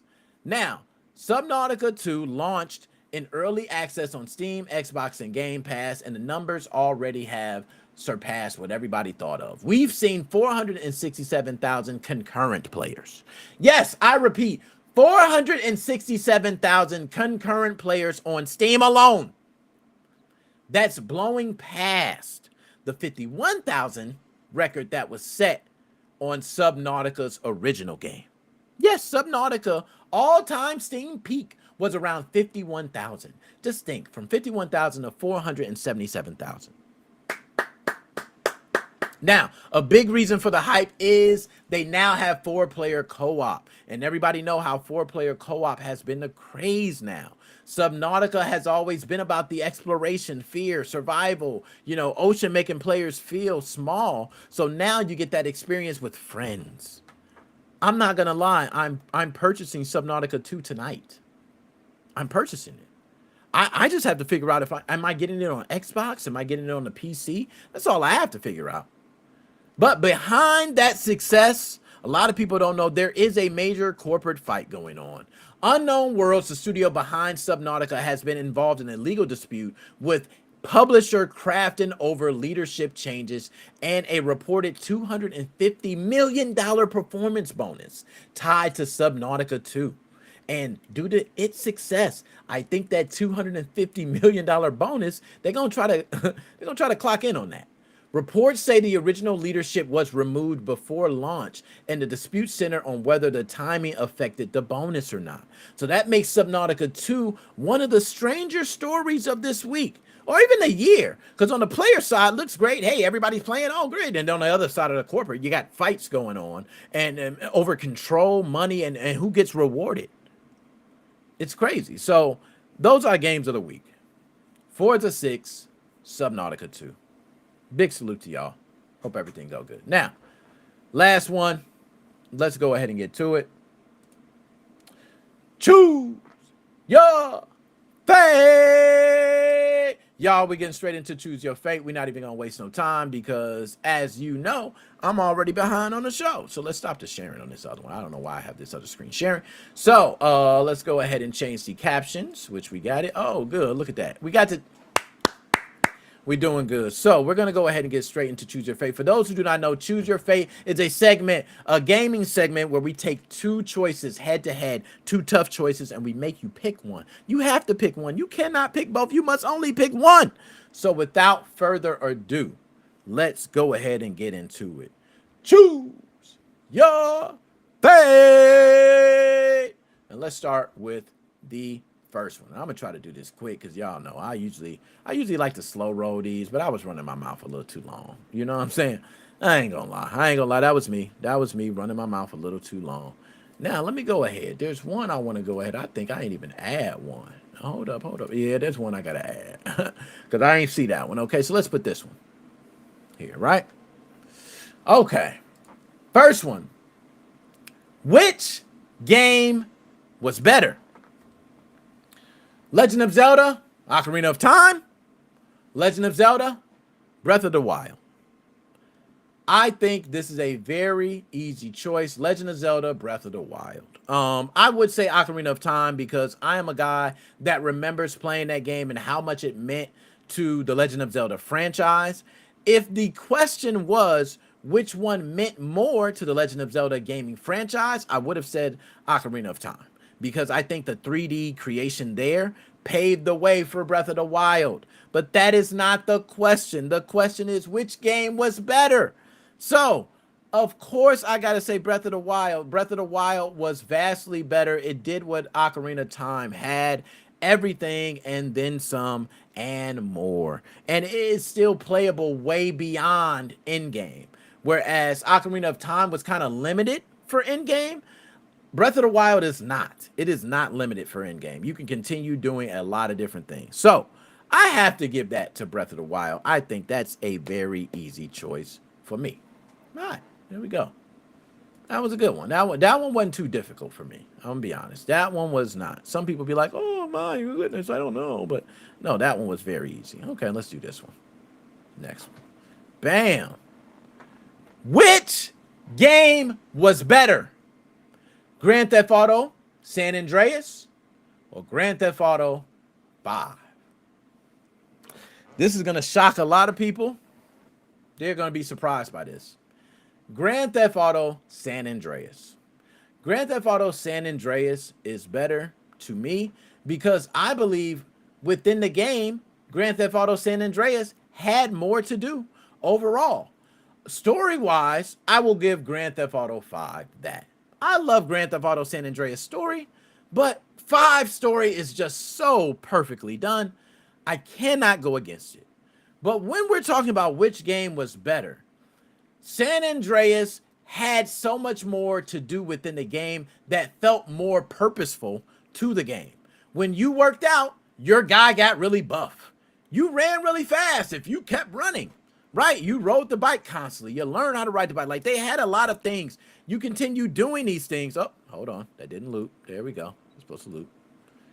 You keep doing these certain things, you get better at them. And it felt more like San Andreas took an approach that this game is the game you're going to have forever, and we want you to play it forever. Even if it's 10 years from now, there'll be something that you can't finish within the game.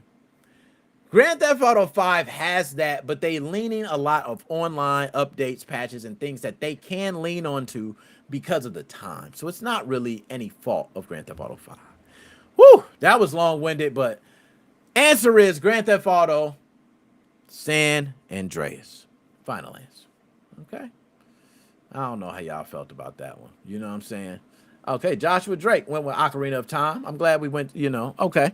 He went Ocarina, and I feel you on that. I can't even be mad at that because I do feel like it paved the way for Breath of the Wild. You know what I mean? That's why I had to say it. I just feel like Breath of the Wild, as far as the game, how vast it is, gameplay, even feeling. I'm not even going to lie, feeling. Now, if we want to say feeling as far as emotional attachment, yes, Ocarina of Time. You know, we know the song. You know the song. You crazy. You know my horse pulled right up. You know what I'm saying? So let's go ahead and move on to the next one. All right, here we go. On to the next. On to the next. Hold up, please. Somebody bring me back the money, please. Ooh. Which game? Oh, they changed the question up on me. Okay. Which game had a bigger leap?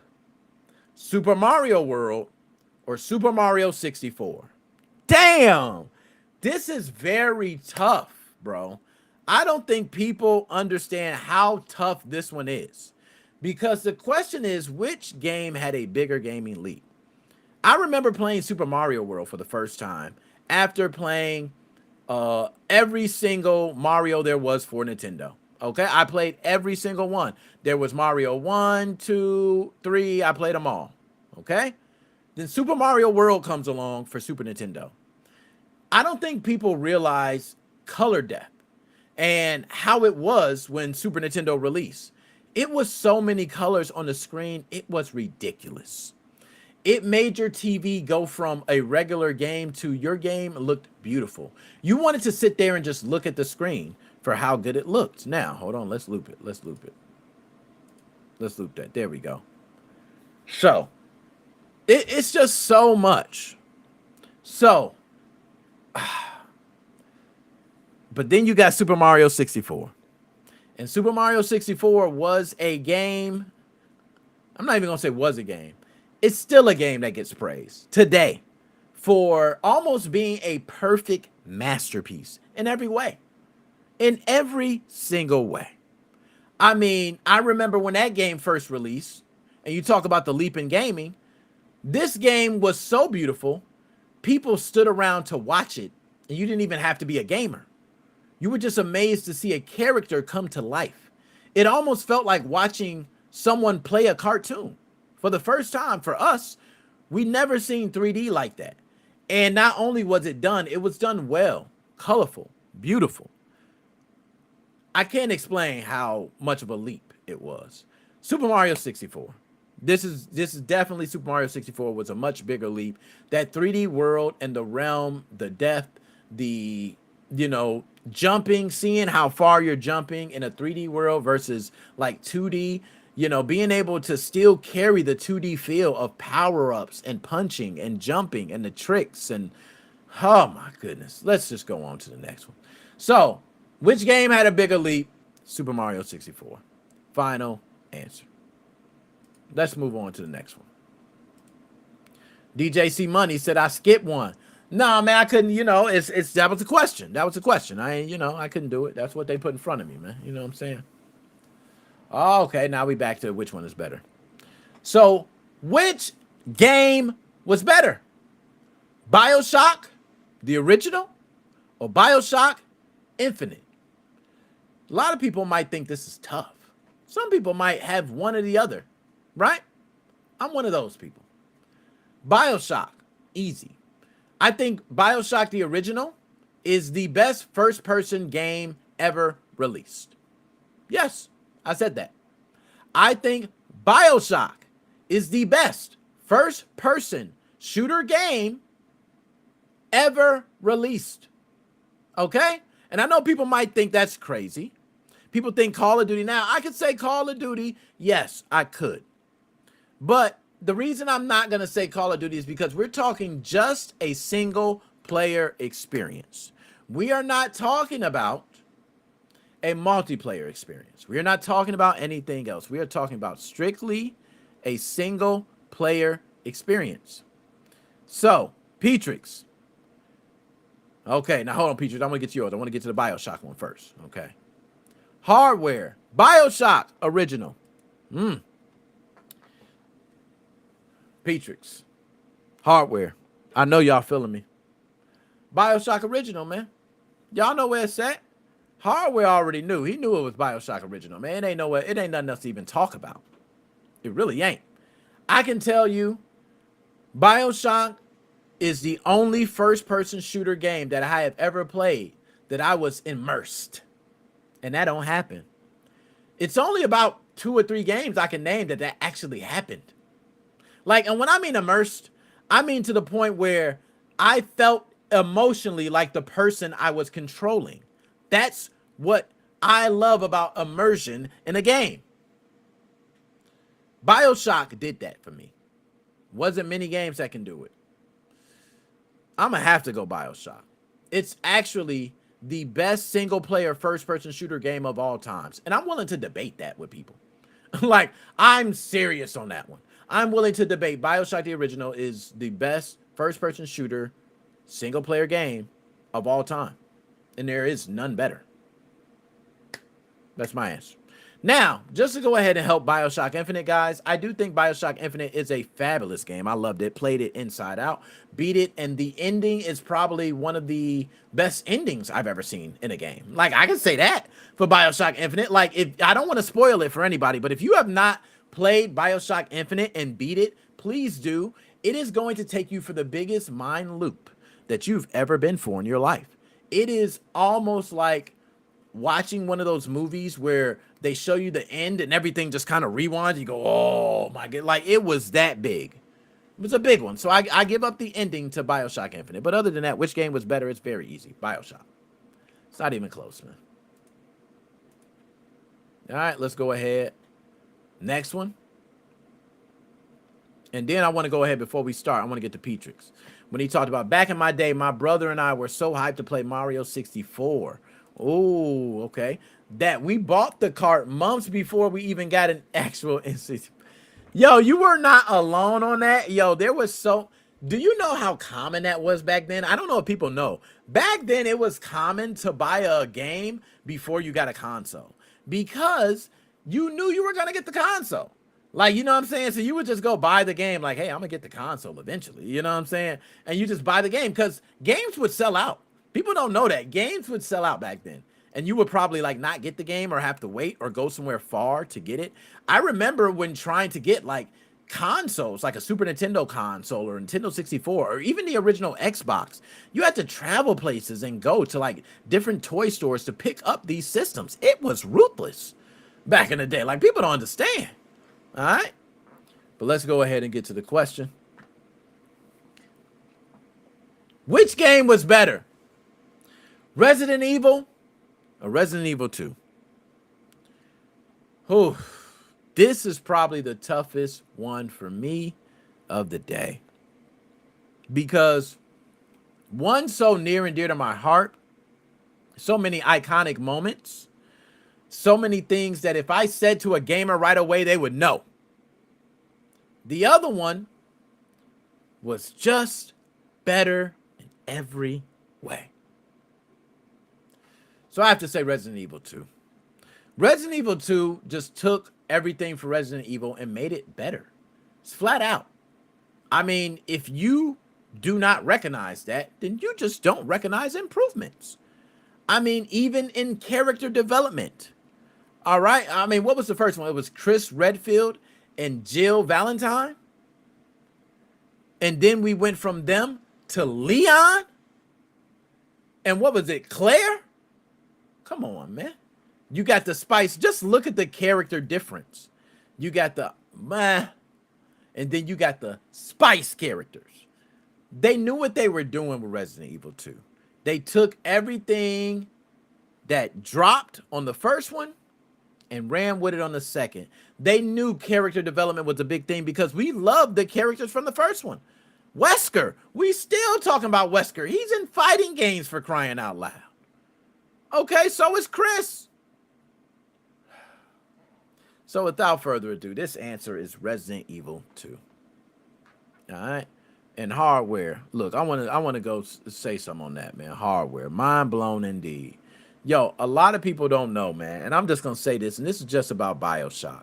I don't want to go too much on a tangent, okay? Because I go on a tangent on a long time. BioShock. If you have not played BioShock, please play it in its entirety. Do not, and now they have the remaster version. I played the remaster version too. Matter of fact, did I play the remaster version? Y'all, I don't know. I don't know if I did. I might be lying. I need to go get the remaster version right now. I need to play that because BioShock is one of those that as you play through the story, it's well written. The gameplay is great. The fathom a world underwater, the way it's done, the people, the mind states. I'm not going to go any further. Play it. That's all I got to say. So, that is Choose Your Fate. Y'all know we did it. We killed the show. As always, DJ C Money, you had the link, man. I'm trying to bring you in. You know, a couple things too before we out, because I know I want to talk to you guys specifically about some things we have coming this week. So you guys know my schedule. A lot of people on Twitch really need to know because you guys don't really have a schedule up there on Twitch. I want to go ahead and kind of put you in a loop, right? So first of all, I was out and not going live at all because I was out of town. Daughter, high school graduation. Big shout out to daughter for graduating. You know what I mean? I got to go ahead and give what I got. I don't want to play the wrong sound. Damn, I knew I was going to do it. Let's see what this one is. All right, get my daughter a little Wolfpack music. She graduated from high school. Man. Anytime you can get a high school graduate, you definitely want to celebrate already things she's doing. You know, so children are on to bigger and better things, man. So shout out to kids. That's first. Second thing is to everybody on Twitch. A lot of people have been saying, Nick, we want to choose your fate marathons, and you've been BSing. Well, I have a computer that is set up specifically for the Choose Your Fate marathon, so I don't have to hold up the main desktop because that was a lot of the issue when I run the marathons. I can't use the desktop as I'm doing it, even though I have other screens. A lot of times it's hard to do. I'm gonna just say that. So what I'm gonna be doing is actually using a separate PC we now have that will be handling all of our streams. If you want that on other platforms, y'all want that on YouTube, Facebook, other things, we might do a couple streams that are across platform, but the majority of the marathons will be brought to Twitch. It's kind of a thing we started doing on Twitch. So if everybody else wants it on other platforms, we will do, but that's for Twitch. As far as the podcast, we're going to be uploading these episodes. You know, we want to have them on the next day, which is Monday. So when you listen on Monday, you should be hearing the most current episodes. All you have to do is speak to Google, Alexa, whoever it may be, and just go ahead and shout out Nick Moses 05 Gaming Podcast latest episode, and it will play it for you. We're across all podcast formats. So no matter if you're driving in the car, you're on a plane, bro. You might be just on the plane listening to podcasts. You can go ahead and cut this podcast on, man, and chill back and relax. Okay. So, what else? There's something else I got. I know it's plenty of stuff I got. Oh, also games coming up. We got Shooting Simulator. We got a couple others. Those are time. We got to do those. We got Odd Bit. We got so many games to play. So Twitch is where a lot of those are gonna be happening. Also, that's what it was. Twitch, we have dual streaming as well. So Twitch will be getting vertical and landscape streaming as well when it comes to gaming. All right, so big shout out. And that's why a lot of those game streams are going to be, or the marathon as well will be for Twitch. We want to be able to have it for both formats. So, without further ado, I don't see anybody else. So here, yo. Dap me up, everybody, for tuning in. Yo, shout out to Hardware, man. Appreciate you, Petrix, my dog. DJ C Money. That's, man, y'all already know. He can run it. I'm trying to get him in here. He ain't jump in here, man. I put the link in there. You know what I'm saying? Hey, Joshua Drake. Shout out to Joshua Drake. Fire King. My man Fire King said, I'm the one you cover with Epic Games. I told him to write me. I'll give him a whole interview and everything. If that's true, my man, y'all gonna see an interview about the dude who did a threat against Epic Games, okay? And I don't even know. You know what? I'll check right now to see if he wrote me. Right? I'll go to messages. Right? He ain't wrote me on Instagram, that's for sure, okay? He ain't write me on no Instagram, man. So I'm gonna check Face Beezy. You might have wrote me on the Face Beezy, because you can hit me up there. Let's see. Messages, people you may know. Okay. I see. Okay, here we go. Yeah, I got you. I got you for that. Yeah, I got you on that. Shane, my dog. I got you. I see that. See, I got some chats that come through. Right? Update your pin. Oh, my chat history ain't updated. My bad. How they? I put it in. Verifying your pin. There we go. Okay, I got new messages. Okay, I see a couple of new messages. Nah, these ain't from you, my boy. These ain't from you, my dog. So, yeah, he was woofing. All right, he was woofing. I don't think he wrote me. So, if you wrote me, man, let me know. You could just DM me. You know what I'm saying? On anything. I'm on all platforms. You can hit me up on TikTok, too. But other than that, Glitch Gaming was whack. I thought it was gonna be some glitch. That was terrible. Like that was crappy. Shout out to Ilder. Big dap out to you, man. Ab, dap me up. Says Shane, catch you in October, man. Other than that, y'all, it's your boy Nick Moses 05. We out this